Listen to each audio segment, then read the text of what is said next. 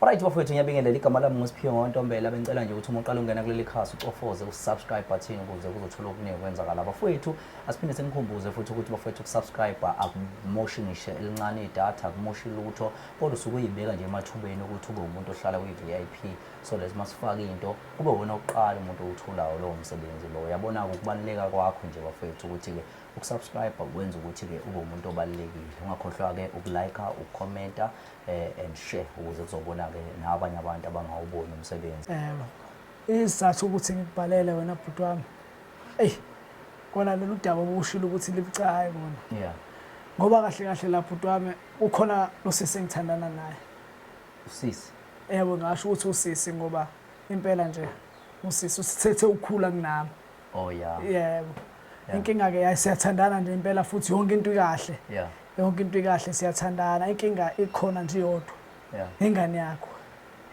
yebo ngoba usenengane ithe ukukhula bona ngiyacabanga ukuthi washeshe wanengane ngokubona kwami manje umfowethu lo akayizwa kahle lento le ukuthi ngithandana noma wakhe ngoba nje la insukwini sengize ngithe ngithi ngandletshana ngasheshe ngahletshelwa ngabafana la endaweni ukuthi hayi umfana ongifuna phansi naphezulu bengithi khona ngiyobona uma wakhe ngoba into emphatha kambi ukuthi mhlawumbe uma wakho usengiboleka ngisho imoto inini yabo mana wena waqala nokubamba nomama ngicabanga ukuthi sino 2 years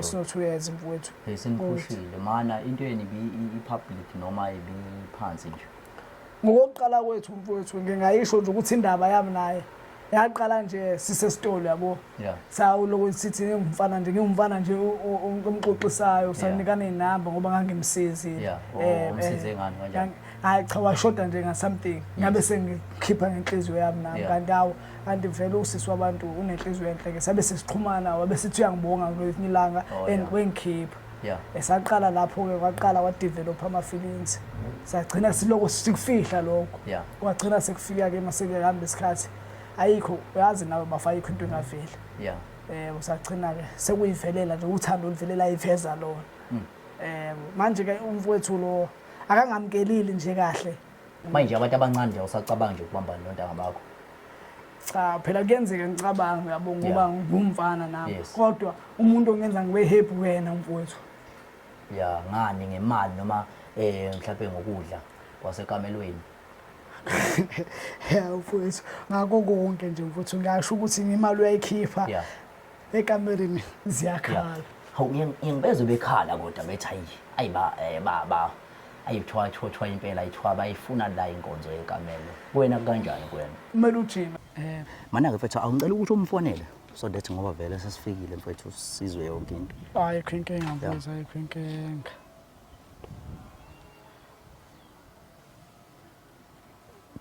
Laskis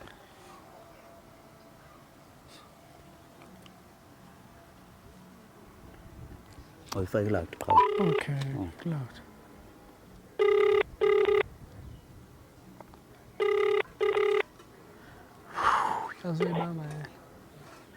I'm exhausted and your call has been terminated. Please load airtime. Sekuphele airtime. Phele airtime. Sekuphele airtime. Ifonela ngalo. Ngalela. Sekuphele airtime. Abe senomlando uphelwe airtime. Awubhale phansi la. All right. Unayi number yakho. Ayibize iwenza kahle phela sayi.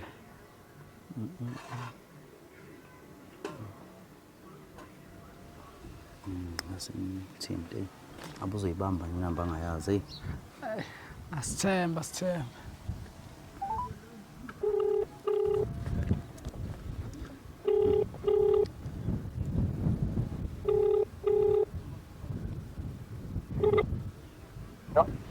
Qhawu kabayana Ndona ngiyaphila mfowethu ngiyaphila ukhuluma noSiyanda la mfowethu uyangezwa mfowethu ukhuluma noSiyanda ukhuluma noSiyanda uSiyanda mfowethu lale mfowethu uSiyanda yena yedwa nkabi yami usenda wakhumala Yes. Yabo ngigcwala kabona mfethu. Yakade ngalokuphona. Lalela siyawona wena mfowethu sezengibiza mina nje. Lalela mfowethu bengicela bra wami. Bengicela uphume uze la eminyango mfowethu ngakini. Ngila ngakini mfowethu ngifuna sikhulume. Lalela mfowethu ngicela uphume uze la eminyango sifuna sikhulumisane mina nawe. Wangihlanisa mfethu. Ukuthi nedawo. Lalela mfowethu ngila ngakini mfowethu bengicela uphume mfowethu sikhulumisane mfowethu njengamadoda sikwazi ukusombulula lento mfowethu ngiyacela bra wami. Uthi mfowethu ngicela sixolelane mfowethu ngoba ngimthanda uma wakho mfowethu. Bengicela bra musithelelana amanzi. Ngiyacela nkabi yami. Ngiyacela nkabi yami. Ngiyacela. Mfowethu. Ukhuluma nawe kahle cha. Ngizelikhora wena. Lalela phela mfowethu. Cha ngizelikhora. Sicela ukukhuluma nawe kahle. Funa ukukhuluma nawe mfowethu. Ngishutha amakamereni. Yangishutha. Unekhujana khona umama khona ingane afuna ukuthi khona ingane efuna umlimaza. Ingane? Yes, omunye umfowethu nje ufuna ukumlimaza. So manje celile umfowethu usimsize kunosisi kunomama asebedlelelweni naye. So manje ingane yakhe. Imake, wait. Yeah. Wena ungilethela abantu bamakamera nezigebengu zakho la uhamba nazo ngenxa yesalwa sakho thandana naso. Cha ngilalela ma kukho njalo. Ngilalele. Inkinga yabo umfana wamuntu lo engithandana naye. Manje usefuna ukungilimaza. Fala kulimaza ngoba nami ngizokulimaza. Wena.